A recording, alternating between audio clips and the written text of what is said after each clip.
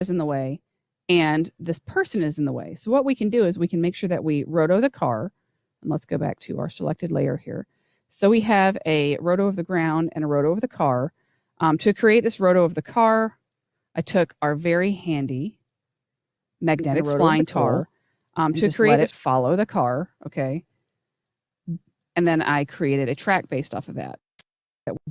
We don't care about that because we're going to paint right over the top of it. It doesn't matter, okay? Now, we have a problem here. I want to make a plate, but this giant car is in the way and this person is in the way. So what we can do is we can make sure that we roto the car. And let's go back to our selected layer here. So we have a roto of the ground and a roto of the car. To create this roto of the car, I took our very handy magnetic spline tool and just let it follow the car, okay? I want to make a plate, but this giant car is in the way and this person is in the way. So what we can do is we can make sure that we roto the car. And let's go back to our selected layer here. So we have a roto of the ground and a roto of the car. To create this roto of the car, I took our very handy magnetic spline tool and just let it follow the car, okay? And then I created a track based off of that. Now, we don't have to use that, okay? But I liked it for this track, okay? So there's our car roto, and I just expanded it out, and our woman. Now, notice how far outside of the edges I am from the objects that I'm trying to get out of the shot. That is the same principle that we use when we're doing removes. We want to make sure that there are enough edge pixels that are completely uncontaminated by things like blur, flyaway hairs, motion, whatever, clothes, anything that's like, getting in the way of our background. Because what we do is we use these background pixels to create a plate. Okay, so what we're going to do is in our mega plates, because we've created our mega plate here, and I'm just going to re-render it really quick. What we want to do is we want to remove these foreground objects. Let's turn our mats off here. Okay, so we're going to select our layers here, and we're going to say, hey, remove the foreground based on those shapes. And excuse me, I'll just turn those all on. And here we are, and we're saying remove foreground. And so what it'll do is we select our layers that we want to remove. Mocha will think about it, and it will take out this car and this person as best as it can based on the information it has. Now, if we don't give it enough information, it can't render everything out. So what we have to do is we have to replace that information. So what we're going to do instead of information it has, this car and this Mocha will turn those all on. And here we are, and we're saying remove foreground. And so what it'll do is we select our layers that we want to remove. Mocha will think about it, and it will take out as we have to end up inside of hide all of this matte painting over here. We're going to double click our matte painting, and I'm going to just hide all of this mess. And let's show you a little bit inside of this mess that we created down the shot in order to create this. Okay, so you want to just basically give Mocha as much information as possible to remove it. Now, Mocha cannot remove the rest of this. I can, you can create something that looks like this out, or as I would come using. So you paint does Mocha further painting, and I'm going to just hide all of the head. So what we're going to do instead is we're going to end up painting a lot of this out. So let's go ahead and show you what that looks like. So inside of our matte painting over here, we're going to double click our matte painting, and I'm going to just hide all of this mess.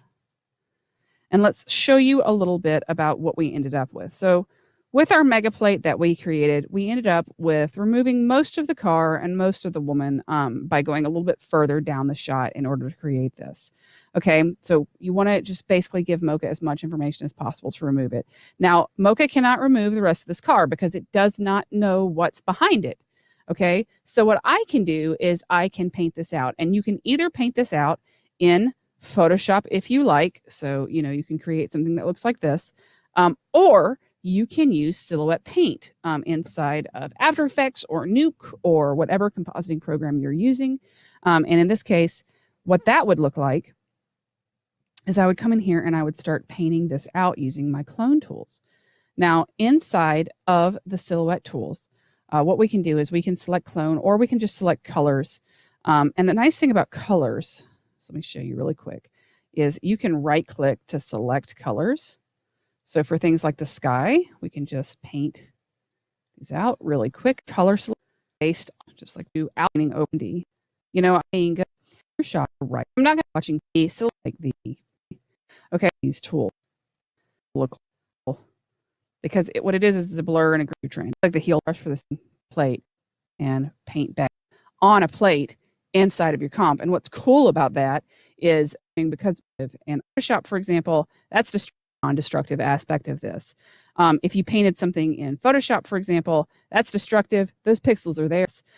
If you painted something in Photoshop, for example, that's destructive. Those pixels are there. They're not changing, okay? You can't change them over time. They don't animate. You can't do anything with them. It's just a flat thing, especially if you want to animate in a moving sky. You can use that as a separate layer instead of silhouette, and that's a separate source is what it would be. And you can paint in like moving clouds in the sky if you needed to, or you can comp them in. In this case, what we're going to do is we're going to comp back over this. How are we on time, and do we have specific questions? Yeah, we're doing pretty well on time. Yeah. Wonderful. Yeah, sorry, Ben. We keep talking over each other.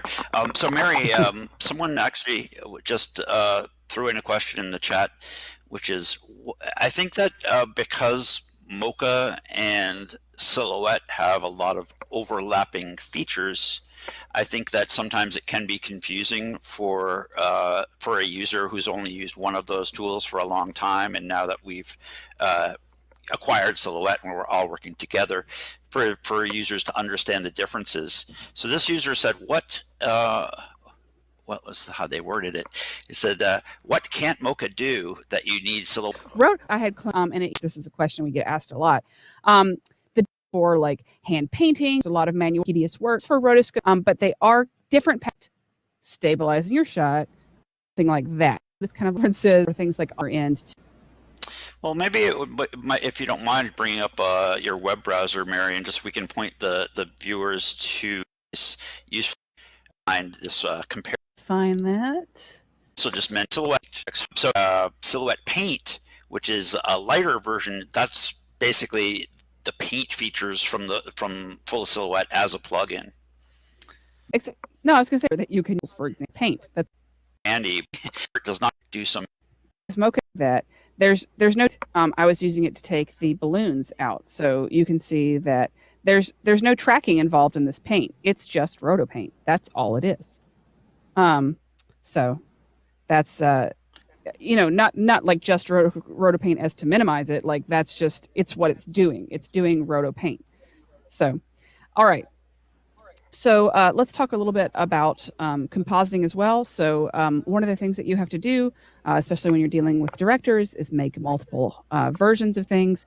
So, let's say that you wanted a more purple sky in this, you could add that right into the pre-comp. And the nice thing about this is if you jump back to your original comp, it's actually going to be right in there. So if I go back to my surreal comp, you can see that my matte painting has been populated right back into here, okay? And it's moving properly. And if I jump back into my matte painting, I can start adding stuff to it. Like if I wanted to add like a crazy galaxy sky, I could.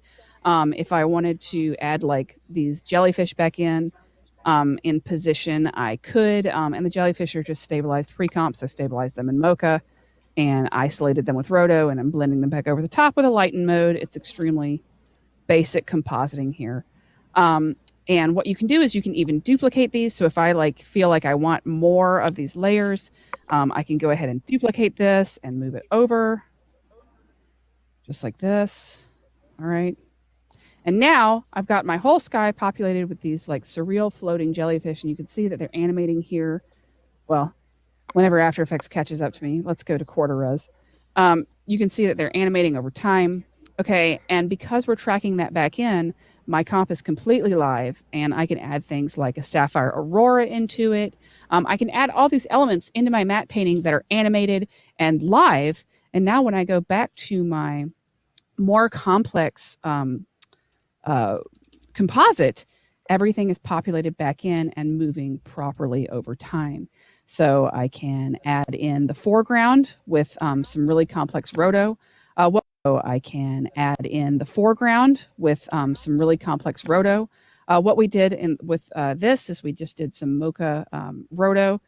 For those of you that have done Mocha roto before, you will know that basically you make a track and then you link everything to tracks. So in this case, car body is linked to the track that is car. Same thing for the back bumper, same thing for the front bumper. And then what we've done is we've added keyframes over time. You can see we have 1, 2, 3, 4, 5 keyframes, and everything else is driven by the track. Okay. And the reason that's handy is that allows us to save time on rotoscoping.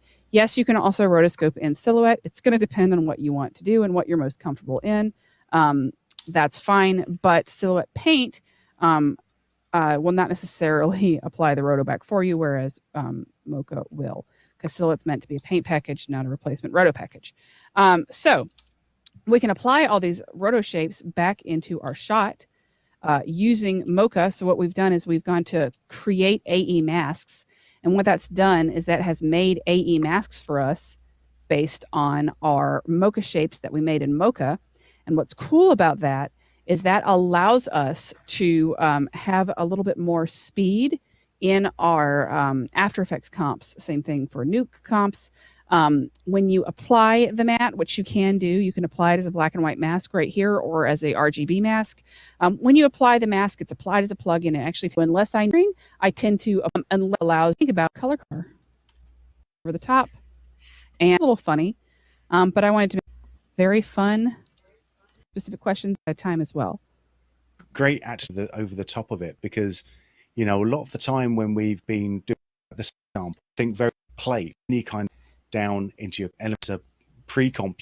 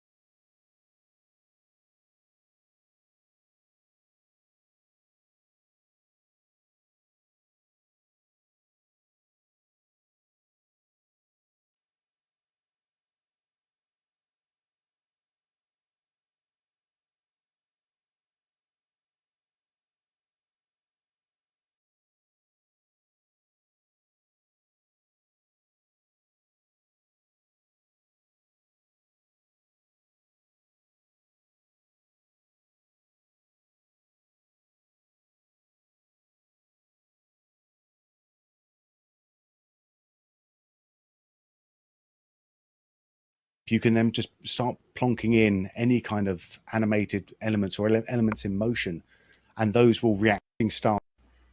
What you can do is you can say, hey, locate lines. And what Mocha's going to try to do is it's going to... Yeah, the number of shooting stars you see is quite out of keeping with the number of shooting stars you would actually see. No, that's yeah. Wonderful. I do have another couple of questions that came in from chat. And like some of these you might have answered a little bit already, but one of them is about the lens distortion, what a sort of lens distortion workflow might be if you've got an element that's got a little bit more visible lens distortion in the original. Oh, okay. Well, I'm going to actually switch back to screen sharing for that, and the reason is because we actually have a lens module inside of Mocha. So let's go ahead and stop this. If you have really visible lens distortion, what you can do is inside of Mocha, before you start doing any work, is you can try to undistort your footage. So if you go over here to your lens tab, you can try to undistort your footage. So if you go over here to your lens tab, what you can do is you can say, hey, locate lines. And what Mocha's going to try to do is it's going to try to find you can say, hey, footage. So if you go over here to your lens tab, you can try to undistort your footage. So if you go over here to your lens tab, what you can do is you can say, hey, locate lines. And And what Mocha's going to try to do is it's going to try to find every straight line it can in the shot. And then you can use those straight lines to try to do a lens solve. So in this case, we're going to hit N for new line, and we're going to trace some of the obvious lines in our shot that are straight, that we know are straight, okay? So N for new line, right? And N for new line, excuse me, N for new line, and N for new line. Okay, and we're going to try to make a distortion map based off of that line. Now, the closer that you can get to the middle of the shot, a quarter way through the shot, and the edge of the shot, the more accurate your lens solve is going to be. If you have a grid to solve from, if your DP actually shot a grid for you, like that's the holy grail, that would be something that you would then load in as an input, right? A calibration clip, and you could use that. And then once you're done, you can calibrate for a lens. So in this case, this would probably be a 1-parameter lens distortion. I have never distorted this, so let's see. Yeah, that's not accurate. Because we're dealing with curves on a car and not straight lines, we're not going to get an accurate solve for this shot. But what you can see is that it will try to calculate the curves based on the information that you give it. And the important part is that the information you give it has to be good and has to be straight in organic lines. All right? Yeah, no, that's great. That's what we needed. The fact that there is, ways of handling lens distortion directly within Mocha before you take the mega plate out. That's very, very, very handy. I would do an undistort path. Time though. Yes. Perfect. Yeah, that sounds like a very, very good idea. We've got too many questions, but unfortunately, we have to get on to giving away free stuff. But I want to say thank you very much, Mary. That was wonderful. I mean, we could easily have done, a lot more time on mega plates. It's just great to see like some of the different examples that you've come up with to blend together the mega plates plus the roto plus the paint stuff, the silhouette paint stuff. It's really, really interesting and nice, greatly put together presentation. Speechless again. Oh, thank you. And yeah, don't forget Sapphire. We threw Sapphire in there too. And Sapphire, of course. Yeah, I mean that's the lovely thing about having so many products under the Boris FX umbrella is that you can just mix and match so many different things together. Absolutely. Wonderful. Yeah. Hi, I am Mary Poplin with Boris FX, and in this video, I will show you how to replace out-of-focus backgrounds with Mocha's unlinked tracking workflow. This example is shown running the Mocha Pro plugin inside Adobe After Effects, but the same technique can be used with Mocha Pro inside Premiere Pro or other hosts.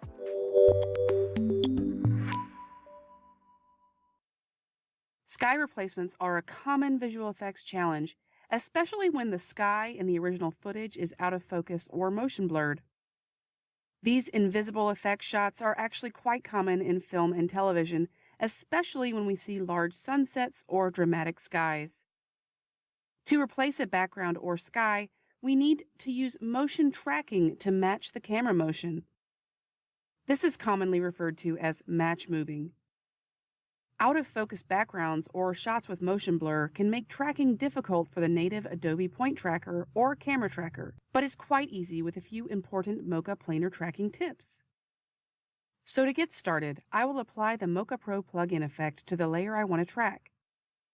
Then I can click the Track in Mocha button in the plugin interface in the Effects panel. This opens the Mocha interface, and for this tutorial, I will be using the classic workspace, shown here. To master Mocha, it is important to understand that we are tracking planar surfaces and not specific pixels. For match moving, we typically draw a shape around an object and track forwards. For example, I might track this area where the sky meets the mountain. But when you are tracking the sky in a moving shot, it is very common that our track can simply move off screen or get lost due to motion.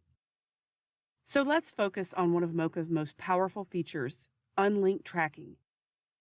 On a shot like this, where no noticeable tracking areas stay in frame, we will use the unlink workflow to create a tracking offset relationship between the search area and the data that we are capturing.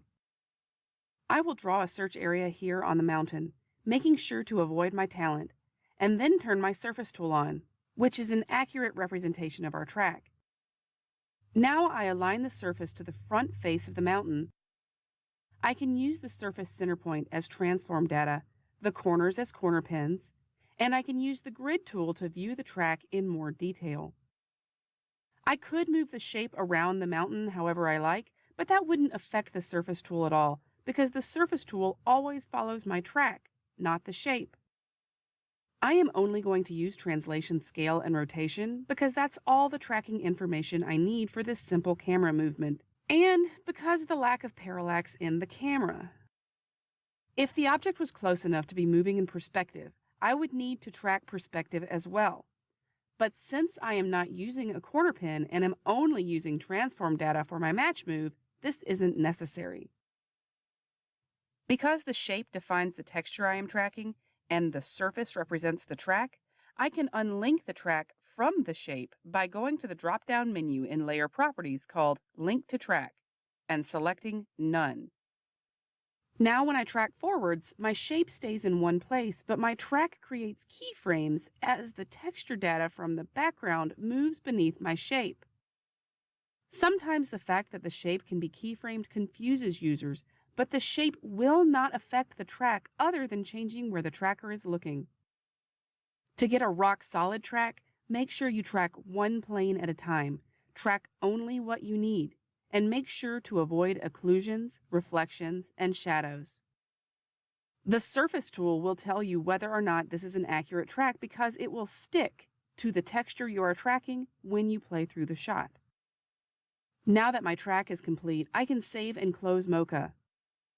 It's time to apply my track in a new sky layer in my comp, which is a larger than HD file because I don't want upres issues visible in my final composite.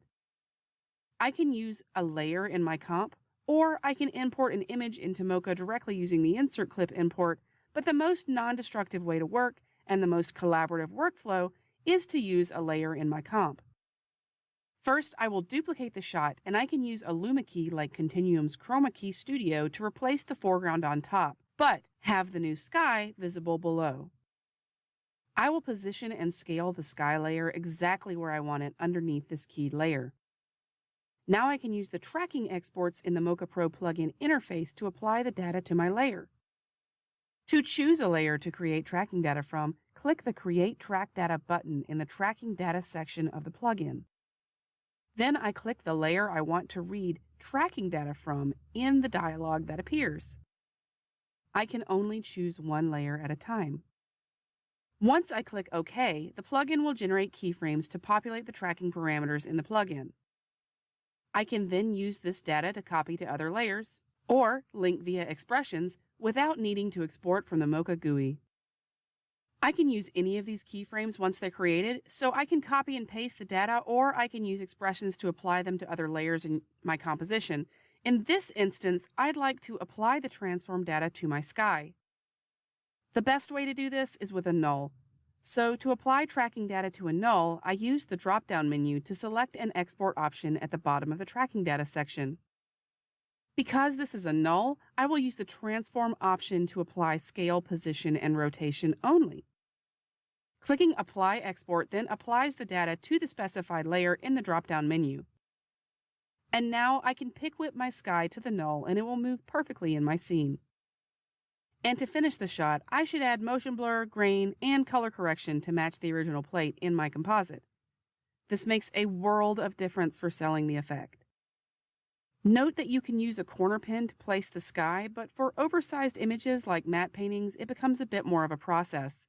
You can use the technique in our Mega Plate matte painting tutorial for more complex, oversized compositing workflow. You can also find tutorials on using the insert module for sky replacements there as well, all on our website. Now I can render right back to my timeline, and I am free to move on to the next clip in my queue. Unlink and offset tracking is one of the most powerful concepts users can turn to for tracking long pans or erratic camera motion, because it captures all of the background information that you need for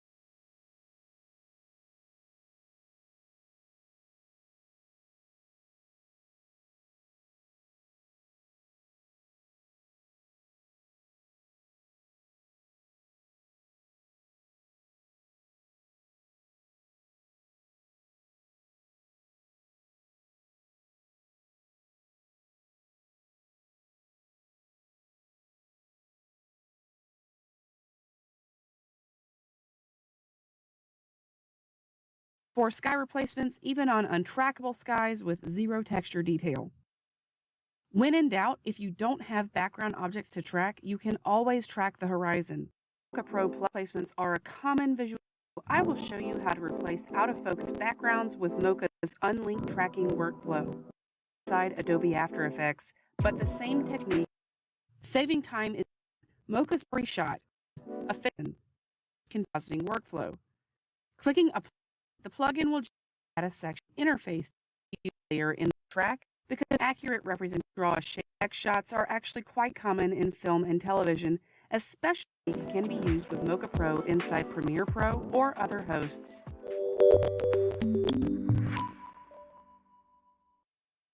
Sky replacements are a common visual effects challenge, especially when the sky in the original footage is out of focus or motion blurred. These invisible effect shots are actually quite common in film and television, especially when we see large sunsets or dramatic out of focus or motion blurred. These invisible effect shots are actually quite common in film and television, especially when we see large sunsets or dramatic skies. To replace a background or sky, we need to use motion tracking to match the camera motion. This is commonly referred to as match moving. Out-of-focus backgrounds or shots with motion blur can make tracking difficult for the native Adobe Point Tracker or Camera Tracker, but is quite easy with a few important Mocha planar tracking tips. So to get started, I will apply the Mocha Pro plugin effect to the layer I want to track.